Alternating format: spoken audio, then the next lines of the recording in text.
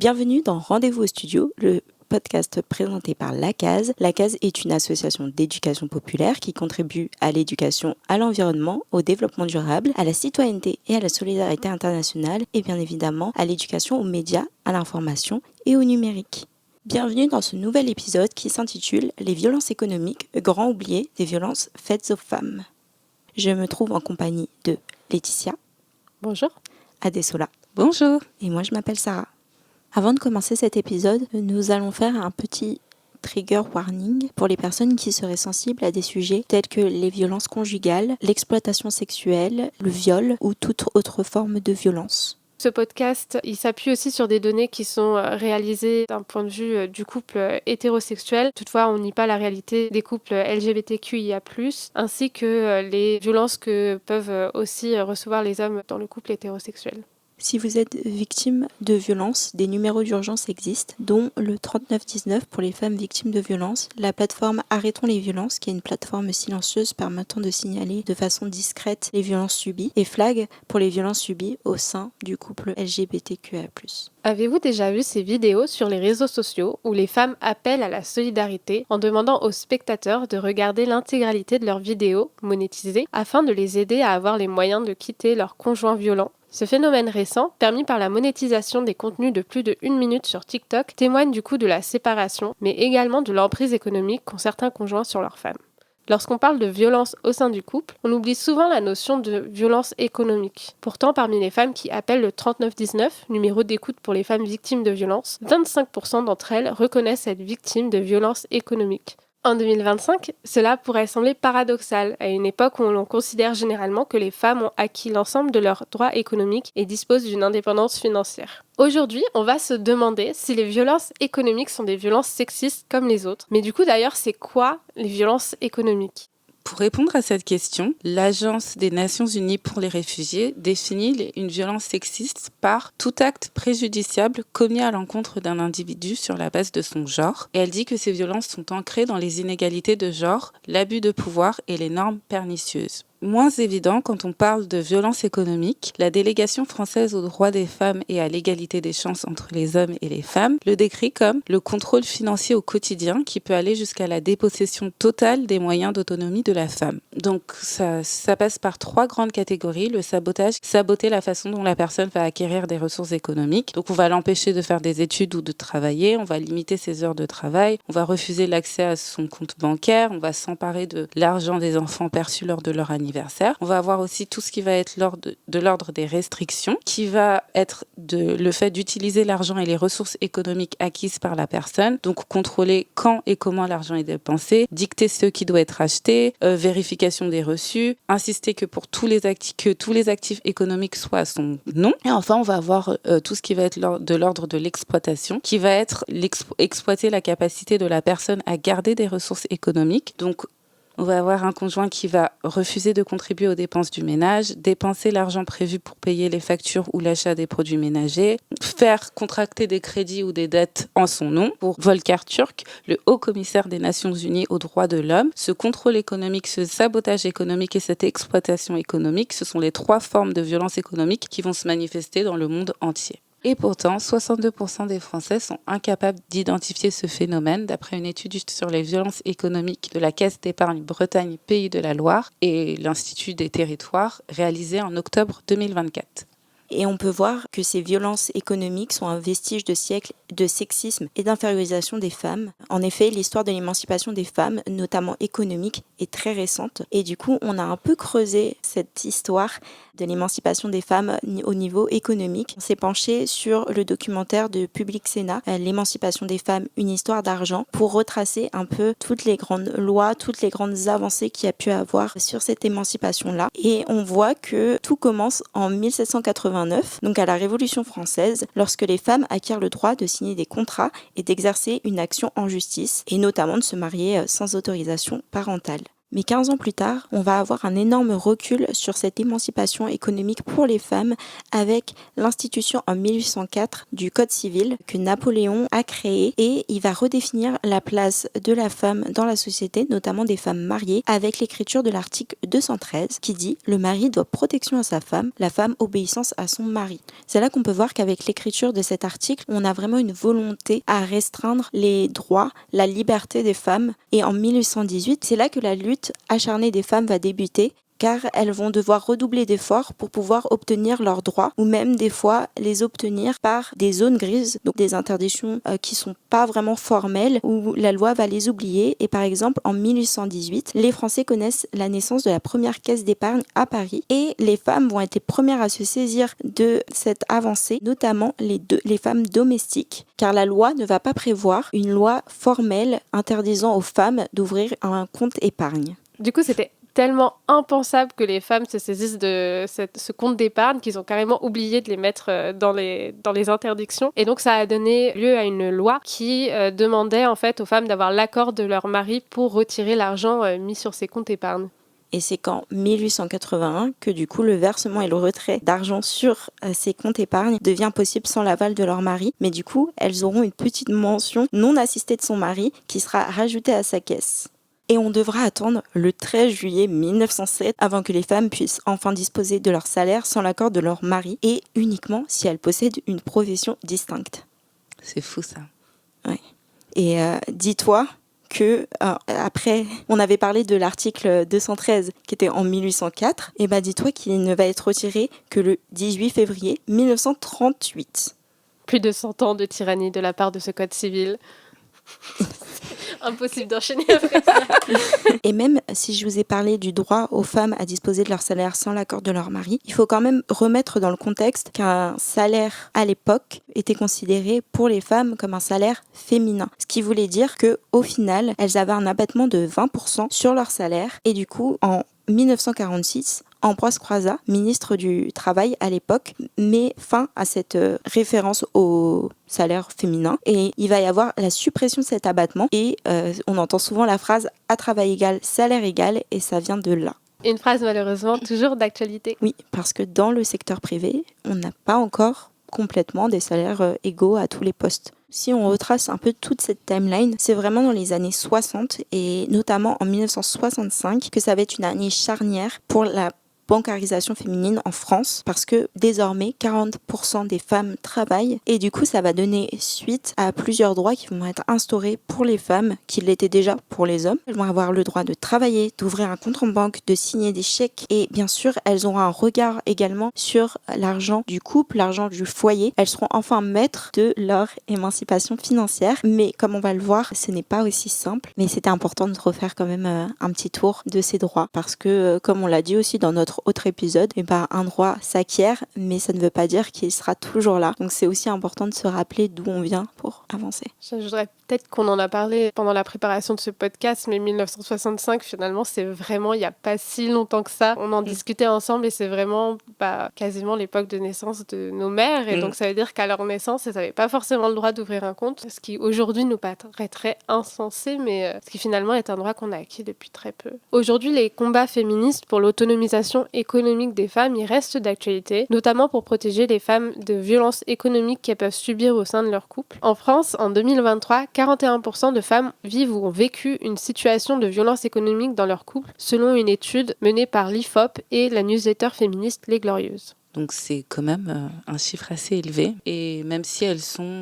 mal identifiées en tant que violences sexistes au sein du couple, et pourtant elles fonctionnent exactement comme les autres violences sexistes et sexuelles au sein du couple. Elles partagent les mêmes logiques de contrôle, d'emprise et de dépendance, domination. Le but c'est de rendre l'autre dépendant en lui interdisant de travailler, en lui prenant son salaire, en contrôlant ses dépenses, en lui empêchant d'ouvrir un compte à son nom. Donc ce qui va faire que la victime va perdre son autonomie, ça va installer une emprise, la personne va plus pouvoir décider d'elle-même et elle va se retrouver coincée. Et tout ça, tout comme les autres violences sexistes, ça va avoir pour conséquence un isolement social parce que sans travail ni argent, on n'a pas de lien social. Ça va avoir aussi comme effet l'impossibilité de partir parce que, encore une fois, sans argent, on peut pas avoir accès à un logement, notamment quand on a des enfants, on va encore avoir un peu avoir plus peur de partir, on va prendre en compte cet enjeu économique et on va développer une certaine fragilité psychologique parce qu'il y aura la peur, la culpabilité, une faible estime de soi. Pour rappel, Volker Turk, haut commissaire des Nations Unies aux droits de l'homme, nous dit que toute forme de violence fondée sur le sexe est une forme de contrôle manifeste des femmes et des filles. Elle vise à perpétuer leur subordination pour les stéréotyper, les dégrader, les contraindre et les humilier, les priver de leur liberté et de leur capacité à prendre des décisions. Et en ce sens, les violences économiques, c'est exactement ça. Et en plus, selon l'étude de IFOP et des Glorieuses, une femme a 2 fois plus de chances d'être victime de violences économiques si elle gagne beaucoup moins que son mari, que son conjoint. Ce phénomène, il s'explique notamment par la mise en commun des comptes au sein du couple, ce qui donne un accès un peu plus total au conjoint sur les finances de son épouse. Et en plus, lorsque le conjoint est celui qui apporte une somme plus conséquente sur ce compte commun, il acquiert un pouvoir décisionnaire sur les dépenses du foyer ou même de sa compagne. Ça peut paraître anodin en disant « Ah regarde, on n'a peut-être pas les moyens maintenant » ou alors « Vu que c'est moi qui ai apporté la plus grande somme, j'ai quand même le droit de décider de où on va placer notre argent ». Et ce phénomène ne reste pas anodin puisqu'en moyenne, c'est une étude de 2010 de l'INSEE parce que en fait c'est la dernière étude qui a été faite sur la mise en commun des revenus dans le couple, mais il disait qu'en moyenne 64% des couples se déclaraient avec des comptes communs, avec la mise en commun de tous leurs revenus, et on parle réellement d'un compte où tout est viré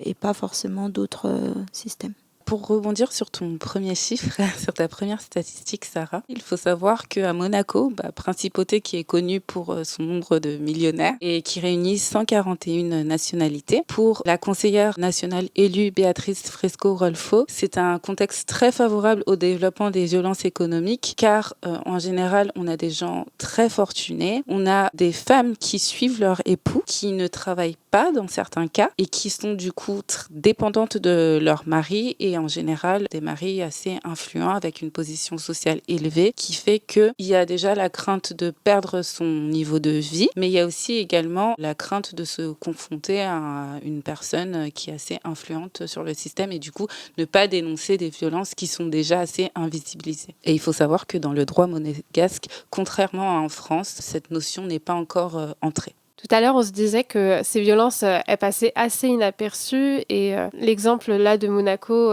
fait une parfaite transition. Les violences économiques, il faut savoir qu'elles reposent sur un rapport de domination au sein du couple qui est souvent fondé sur des stéréotypes sexistes et une répartition genrée des rôles. Volker Turk, encore lui, il disait sous toutes ses formes, la violence économique elle est facilitée par des normes de genre archaïques qui considèrent les hommes comme des décideurs financiers. Sous toutes ces formes, les femmes sont étouffées et empêchées de mener une vie autonome. Et en fait, on se rend compte que ces violences économiques, elles se nourrissent vraiment de ces rapports de domination et de stéréotypes parce qu'il y a autour de l'argent de nombreux stéréotypes persistants qui suggéreraient par exemple que les hommes soient plus rationnels, qu'ils sont meilleurs en maths et donc ont une compétence présupposée sur la gestion du budget familial, ou bien encore que comme ils ramènent davantage d'argent à la maison, comme tu le disais Sarah tout à l'heure, ils seraient plus légitimes pour le gérer, entre guillemets, en bon père de famille, ce terme qui a longtemps perduré pour parler de la bonne gestion de l'argent. Et donc là, on voit que l'argent du couple ou de la famille, il est souvent le domaine de l'homme au sein du couple hétérosexuel et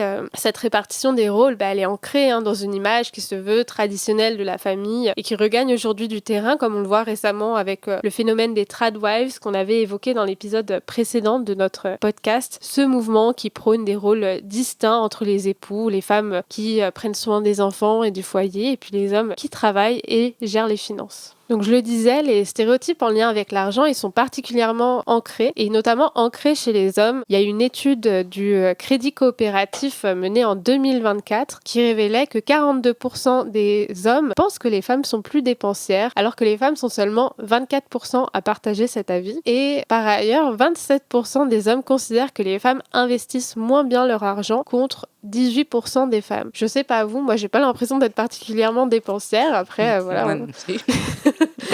ça dépend des personnes, j'imagine. Et du coup, on voit que ces stéréotypes, ils sont plus fortement ancrés chez les hommes, mais ils sont quand même également intériorisés par les femmes qui sous-estiment leurs compétences à gérer l'argent. Toujours selon cette même enquête de 2024, 48% des femmes déclarent comprendre le fonctionnement des banques contre 60% des hommes. Et c'est un manque de confiance aussi dans ces capacités qui est aussi flagrant quand on parle des compétences liées à l'argent de manière générale. Parce que par exemple, seulement 67% des femmes se déclarent compétentes à gérer leur argent contre 76% des hommes. Je pense que ça vient un peu du même phénomène que les filles qui abandonnent les maths et les sciences au collège. Oui, il y a vraiment cette infériorisation des femmes, mais qui est interne. Alors que, est-ce qu'on pense vraiment que tous les hommes comprennent les finances? Peut-être pas. Je sais pas, moi en tout cas dans mon histoire familiale, ça a rarement été les hommes qui géraient l'argent, donc j'ai pas de témoignage en ce sens. On disait que du coup ces stéréotypes ils sont intériorisés et les violences économiques, on l'a dit, tu l'as dit très bien Desola, elles s'inscrivent aussi dans un contexte d'emprise et parfois de violence physique, ce qui fait que même si ces stéréotypes ils sont intériorisés, ils sont aussi acceptés plus facilement du fait qu'il y a ces autres violences avec. Et par exemple, donc il y avait un rapport de l'Assemblée nationale qui a été réalisé en 2021 pour la délégation aux droits des femmes et à l'égalité des chances entre les hommes et les femmes sur un colloque particulier qui était consacré justement à la lutte contre les violences économiques dans le couple. Et dans ce rapport, il rappelle que les violences économiques elles relèvent en premier lieu d'un phénomène d'emprise, mais cependant les faits qui constituent la violence, ils sont difficilement appréhendable car il s'intègre dans une vision stéréotypée des choses, largement intériorisée par les victimes, c'est ce qu'on a dit jusque-là, et qu'en fait c'est que lorsqu'ils prennent une dimension pathologique, donc grave, qu'une prise de conscience s'effectue, et en fait des mécaniques identiques aux violences psychologiques sont à l'œuvre et consistent à réduire, isoler, susciter la honte, le secret ou la peur. Donc on est vraiment dans ce même phénomène, on disait que les autres violences sexistes. Et comme tu l'as dit très justement, Laetitia, il y a beaucoup de choses qui sont intériorisées et qui découlent des stéréotypes. Il faut savoir que les violences économiques, elles commencent généralement de manière anodine et s'installent de manière graduelle. Donc ça peut facilement commencer par un comportement qui, à première vue, nous semble bienveillant. Par exemple, que la personne se propose de s'occuper de nos finances. Surtout si on intériorise que les hommes s'occupent mieux des finances, on peut se dire, il n'y a pas d'enjeu, ok, très bien. Ou alors, comme nous encourager à ne pas travailler pour nous occuper des enfants, on peut se dire c'est génial, c'est gentil, un peu plus de temps pour moi, ou alors c'est comme ça qu'on va répartir les rôles au sein de notre couple, mais ça va graduellement augmenter. Et donc à l'instar du violentomètre pour identifier si on est dans une situation de violence conjugale, il y a un baromètre de violence économique qui a été créé par Les Glorieuses et Oseille et compagnie pour aider les personnes à identifier si elles sont dans une situation de violence économique. Et donc ça peut partir du verre. On a par exemple le fait d'être à l'aise de discuter d'argent avec notre partenaire, le fait de prendre des décisions financières à deux, le fait de contribuer de manière proportionnelle au budget du foyer selon vos revenus. Tout ça, on va considérer que vous n'êtes pas dans une situation de violence économique. Et après, progressivement, on va augmenter. Donc, si on parle de l'orange clair, il y aura par exemple le fait de ne pas vous proposer de vous dédommager alors qu'on vous a abîmé un bien matériel, sachez que ça peut être une petite alerte. Le fait de vous contraindre à un contrat de mariage qui vous désavantage, ou le fait de gérer seul l'épargne du ménage sans vous informer. Après, on va graduellement vers le rouge, donc un peu plus grave. Le fait de s'opposer à ce que vous occupiez un emploi mieux rémunéré. Le fait de vous inciter à vendre un bien qui vous appartient pour financer le quotidien. Et là, on vire dans le rouge avec tout ce qui va être le fait de s'opposer à ce que vous preniez un travail. Le fait de s'opposer à ce que vous ayez un compte bancaire personnel. Le fait de ne pas payer ou de ne plus payer la pension alimentaire. Ou alors, le dernier degré, de bloquer des cartes bancaires sans vous le dire. Et il faut savoir que les violences économiques, ce sont pas des violences isolées, elles sont souvent couplées à d'autres types de violences et voire peuvent même les initier. Dans l'étude d'IFOP et des Glorieuses, ils ont un chiffre sur ça. Le chiffre, c'est que 99% des femmes victimes de violences économiques conjugales ont subi aussi d'autres formes de violences conjugales, verbales, physiques,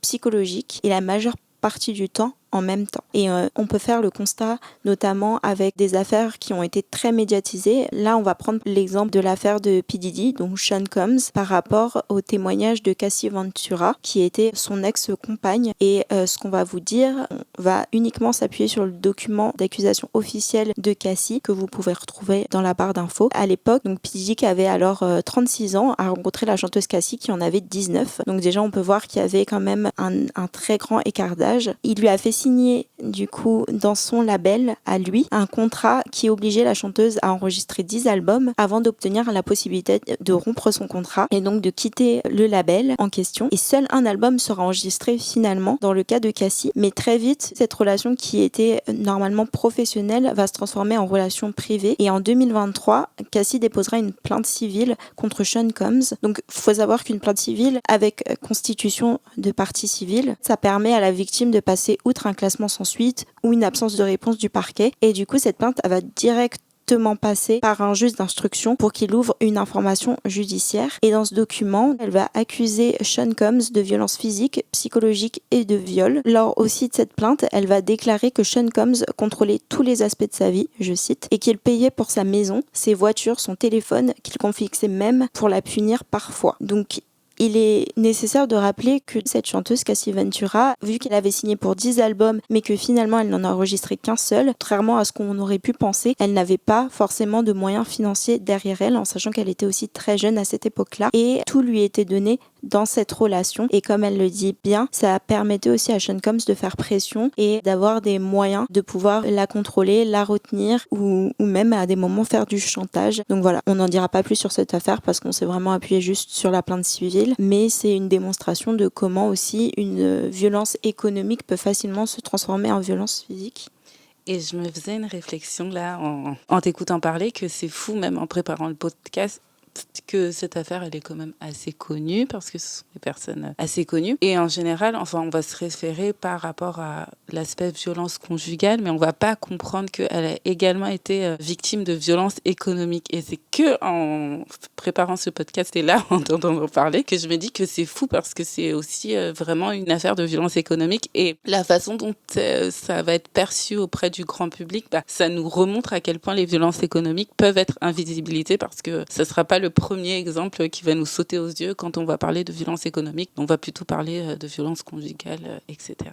Je dirais ce que je trouve intéressant dans cet exemple, c'est quand on voit les témoignages des victimes de violences économiques, souvent c'est la mise en couple, là où débutent les violences économiques. Et en fait, là, on se rend compte quand même qu'il y a déjà dans la relation professionnelle un rapport de domination, mais qui est extrêmement puissant, avec déjà un écart d'âge très important, une chanteuse qui débute sa carrière, donc qui est clairement pas en position d'influence versus un artiste qui est déjà établi, et puis un contrat hyper désavantageux. Enfin, 10 albums, c'est quand même énorme. Enfin, c'est au long d'une carrière, il y a plein d'artistes qui atteignent pas ces 10 albums. Déjà, rien que là, dans le fonctionnement de cette relation de travail, on voit qu'il y a quand même un déséquilibre majeur et on peut même se demander... Et là, je pars en supposition totale et c'est pas du tout avéré ou quoi parce que je connais pas assez bien l'affaire, mais du coup, à quel moment la limite entre ces deux relations professionnelles et privées, elle a été passée en fait? Est-ce que c'est volontaire? Parce qu'il y a quand même un lien de subordination entre le responsable du label et la chanteuse tout jeune qui vient d'être signée. Enfin, je trouve ça assez choquant comme affaire en fait, et de se rendre compte que déjà dès la relation professionnelle, on est dans un rapport de domination qui est exacerbé.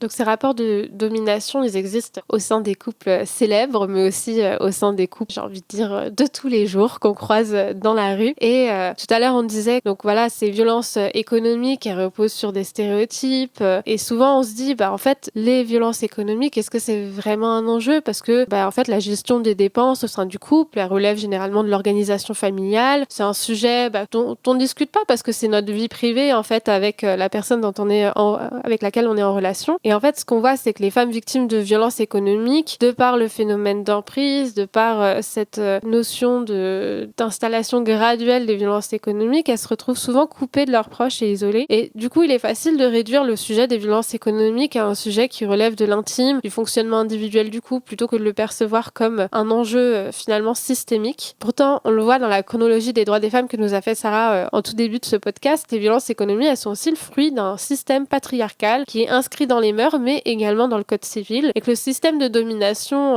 patriarcale, il reste soutenu par un système administratif qui rend les femmes vulnérables aux violences économiques. Le système administratif français, il faut savoir qu'il repose sur le principe de solidarité conjugale, où l'argent est géré équitablement au sein du couple ou de la famille. Il y a du coup une note de la Fondation des femmes qui a été publiée assez récemment, qui est la note numéro 2, et qui s'intitule « La dépendance économique des femmes, une affaire d'État. Comment le patriarcat économique de l'État dépossède les femmes de leur indépendance économique ». Et du coup, cette note, elle relève plusieurs pièges à pauvreté, comme elle les nomme, qui peuvent enfermer les femmes dans une situation d'infériorité économique ou de violence économique. Et parmi ces pièges à pauvreté, il y a notamment les prestations sociales conjugalisées, c'est-à-dire qui prennent en compte les revenus du concubin, donc de la personne avec laquelle on habite, qu'on soit marié avec ou pas. À titre d'exemple, on peut parler de l'allocation aux adultes handicapés, l'AAH, qui a fait l'objet d'une vive mobilisation. Et donc cette note a dit qu'en septembre 2020, une pétition a été lancée sur le site du Sénat pour dénoncer l'injustice faite par l'État aux personnes handicapées au sujet de l'allocation aux adultes handicapés. Les revenus du conjoint éventuel étaient pris en compte pour établir si ce revenu minimal, qui est censé quand même assurer une forme de dignité, de reconnaissance à celles et ceux qui sont mis au ban de la société du fait de leur situation de handicap, elle serait distribuée ou non. Et de fait, en fait, il y a beaucoup de personnes handicapées qui se retrouvaient privées de cette ressource sous prétexte que leur conjoint pouvait les prendre en charge. Donc le calcul était simple, si les ressources annuelles du couple dépassaient 19 607 € annuels, l'aide n'était plus distribuée et du coup, la personne en situation de handicap, elle se retrouvait en absence de revenus propres, dans une situation de totale dépendance économique avec son ou sa partenaire. Et donc, cette pétition, elle a abouti à la déconjugalisation de l'AAH à partir du 1er octobre 2023, ce qui est une victoire, mais ça a surtout permis d'ouvrir le débat sur un certain nombre d'aides et de prestations sociales qui font toujours les frais, en fait, de ce principe de solidarité conjugale et qui perpétuent une dépendance économique, comme ça peut être le cas, par exemple, pour le RSA, donc le revenu de solidarité active, la prime d'activité, les pensions de réversion, l'allocation de soutien familial, mais aussi l'imposition des couples. Et donc juste pour revenir sur le principe de solidarité conjugale, en France, il s'applique bien dès lors que vous habitez ensemble en concubinage, que vous soyez mariés, pacsés ou non. Donc peu importe votre organisation familiale, peu importe si légalement vos revenus sont dans la communauté de biens, si vous êtes marié sous le régime de la communauté, en fait là on prend pas du tout en compte votre organisation familiale, c'est dès que vous habitez sous le même toit, on estime que vous mettez en commun vos revenus et donc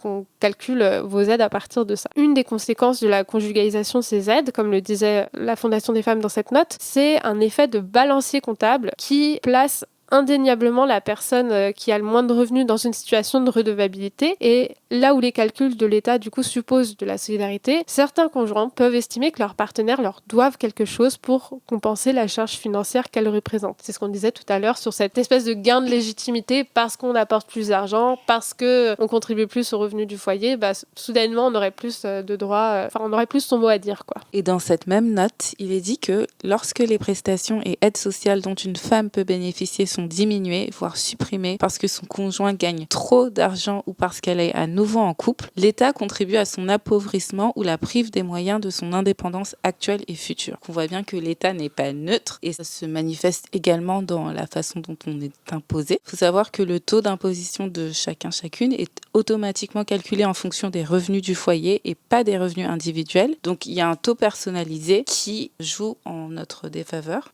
Porte très mal son nom. Qui porte très mal son nom parce que quand on est en couple avec une personne qui gagne beaucoup plus que nous, notre taux ne va pas changer, il va dépendre des revenus de cette personne. Alors qu'il y a un taux individualisé qui existe et pourtant, quand on n'a pas de culture économique, quand on n'a pas la culture financière... Alors, quand vous êtes adulte. Ben non, mais même moi, je le suis. Non, mais quand on ne sait quand pas, on n'est pas éduqué, quand on n'est pas éduqué, à le déclarer, quand on ne sait pas, on ne le sait pas, on est défavorisé. Il y a un taux individualisé qui permet justement de calculer ce taux d'imposition en fonction du pourcentage du revenu de chaque membre du foyer et non pas en tant que une entité. Et il faut également savoir que dans le cas d'une séparation dans une famille avec des enfants, le parent qui paye la pension alimentaire, en 2023, dans 75% des cas, c'était des hommes, on peut demander une réduction du montant dû si le parent qui reçoit la pension vit à nouveau en concubinage. Ça veut dire que l'administration pense que c'est au nouveau conjoint de subvenir aux besoins des enfants qui ont été faits par un autre homme, du coup. Exactement. Et sachant qu'en plus, la pension alimentaire, elle est imposable pour la personne qui la reçoit, alors qu'elle est déductible des impôts pour la personne qui l'envoie. Donc on voit bien que finalement, recevoir la pension alimentaire, est-ce que ça permet vraiment de rééquilibrer les choses. La question est ouverte. Lorsque ce n'est pas le système en lui-même qui encourage ces inégalités et ces formes de violence, on fait face à des crises, qu'elles soient économiques, sanitaires, sociales ou géopolitiques, qui ne font que renforcer l'incapacité des femmes à se sortir de situations dangereuses. Les femmes gagnant moins que les hommes, elles sont automatiquement plus vulnérables, notamment en cas de crise ou de guerre. Elles sont beaucoup plus touchées économiquement car elles sont surreprésentées dans les secteurs précaires ou informels, comme le soin à la personne, le nettoyage, le commerce de rue ou le travail domestique. Et si on prend l'exemple du Covid, de nombreuses femmes ont perdu leur emploi sans accès à la protection sociale. ONU Femmes nous dit que mondialement, les femmes ont perdu 64 millions d'emplois lors de la crise. Et dans une étude d'AXA qui a été faite sur l'impact économique du Covid sur les femmes, il est dit que 43% des femmes ont puisé dans leur épargne lors de la crise du Covid. Donc ça revient à dire que les femmes sont vraiment vulnérables à des moments où il va y avoir des crises. Et là, c'était l'exemple d'une crise sanitaire, mais on a aussi bien d'autres exemples dans lequel c'était le cas. Exactement, parce qu'il faut savoir qu'on a aussi le contexte des guerres. On va avoir des femmes qui vont être obligées de fuir leur foyer, qui vont du coup potentiellement perdre leur source de revenus. On a l'exemple du Soudan, où 53% des personnes déplacées dans le pays sont de sexe féminin. Et l'ONU Femmes nous dit que l'insécurité économique des femmes les expose davantage au risque de violences basées sur le genre, en raison de l'effondrement des entreprises dirigées par des femmes, des perturbations des chaînes d'approvisionnement et des pertes financières. Un grand nombre de femmes qui jouissaient d'une autonomie financière dépendent aujourd'hui de l'aide humanitaire. Et compte tenu de leur instabilité économique, les femmes sont d'autant plus vulnérables face à la violence basée sur le genre et à l'exploitation sexuelle. Donc en général, les guerres favorisent l'exploitation économique des femmes. Les femmes se retrouvent déplacées, veuves, avec leur mari parti à la guerre. Donc on voit que les guerres renforcent leur précarité, les exposent à de la prostitution de survie, des mariages forcés, du travail non rémunéré, du trafic d'êtres humains, et qu'elles sont vraiment fragilisées car elles sont souvent laissées sans logement, terre ou travail, et avec l'absence de titre de propriété, cela les laisse sans possibilité de s'en sortir. Les conflits et les crises sont donc des facteurs d'aggravation de la vulnérabilité économique des femmes et des violences économiques au sein des couples. Les enjeux systémiques et individuels, ils sont connectés, ils sont poreux, ils ne sont pas chacun de leur côté. Il apparaît donc nécessaire de renforcer la lutte contre les stéréotypes et les initiatives d'éducation financière, ainsi que de continuer à renforcer le droit pour lutter contre les violences économiques. Dernièrement, plusieurs lois ont été adoptées en ce sens en France. En décembre 2021, on a la loi X1 qui vise à accélérer l'égalité économique et professionnelle. Donc il y a tout un tas de mesures pour accomplir ce but, cet objectif. Par exemple, l'instauration de quotas de 40% au poste de dirigeants de grandes entreprises, la création d'un nouvel index de l'égalité dans l'enseignement supérieur, le fait de favoriser un meilleur accès aux entrepreneuses à l'investissement public, mais aussi des mesures spécifiques pour favoriser l'autonomie financière et de lutter contre les éventuelles situations d'emprise du conjoint ou des proches, comme l'obligation de verser le salaire et les prestations sociales sur un compte bancaire dont le bénéficiaire est le titulaire ou le co-titulaire. Donc c'est impossible à présent de verser le salaire de quelqu'un sur un compte tiers, ou l'extension du droit au compte. Donc détenir un compte collectif n'empêche pas d'ouvrir un compte individuel. Il y a également la loi du 28 février 2023 avec la création d'une aide universelle d'urgence pour les victimes de violences conjugales. Et cette loi, elle vise à soutenir les victimes de violences conjugales en leur garantissant des conditions financières nécessaires pour se mettre à l'abri et prendre un nouveau départ. Donc elle permet d'octroyer une aide d'urgence aux victimes de violences sous forme d'un prêt d'urgence sans intérêt ou d'un don sans contrepartie financière. Et ce qui est bien, c'est que le remboursement du prêt d'urgence pourra être mis à la charge du conjoint, partenaire ou concubin violent dans la limite de 5 000 €. Un peu de justice. Et enfin, on a la loi sur la justice patrimoniale et successorale de 2024. Et cette loi, je la trouve très intéressante parce que saviez-vous que avant cette loi, automatiquement, quand on tuait son conjoint ou sa conjointe, on n'avait pas accès à son héritage, mais on avait toujours accès, si on avait fait un contrat de mariage, aux clauses avantageuses du contrat de mariage. Et cette loi s'est dit, en fait, non, c'était un peu l'angle mort avant ça. Et donc, cette loi permet au conjoint le conjoint violent et qui a tué, de ne pas avoir accès aux clauses du contrat de mariage auquel il aurait eu accès en cas de décès de l'épouse ou de l'époux. Et il y a un deuxième axe de cette loi du 31 mai 2024 qui est la décharge de solidarité fiscale entre ex-conjoints qui existait déjà, mais en fait elle permet de renforcer l'accès à cette procédure pour les personnes divorcées ou dépaxées victimes qui pourront demander à l'administration fiscale d'être déclarées tiers à la dette et donc ne pas être redevables des impositions communes. On voit donc que la lutte pour l'autonomisation financière des femmes reste donc d'actualité. Après tout ce que nous avons pu vous dire, nous allons enfin pouvoir répondre à notre question initiale qui était: les violences économiques sont-elles des violences sexistes comme les autres? Et pour ça, on s'est posé la question en équipe et on s'est dit qu'on allait répondre oui à cette question, car oui. Car on considère que les violences économiques sont une forme de violence sexiste, mais avec la particularité d'être moins identifiées et perçues comme inoffensives. Elles s'appuient pourtant sur les mêmes rapports de domination, c'est ce que disait Adesola tout à l'heure, et conduisent aux mêmes conséquences tragiques que les violences conjugales en privant les victimes de leur autonomie financière et donc de leur liberté. Et nous finirons sur une citation de Gisèle Halimi, avocate, ancienne députée, militante et déléguée permanente à l'UNESCO. Je dis aux femmes 3 choses. Votre indépendance économique est la clé de votre libération. Ne laissez rien passer dans les gestes, le langage, les situations qui attentent à votre dignité. Ne vous résignez jamais.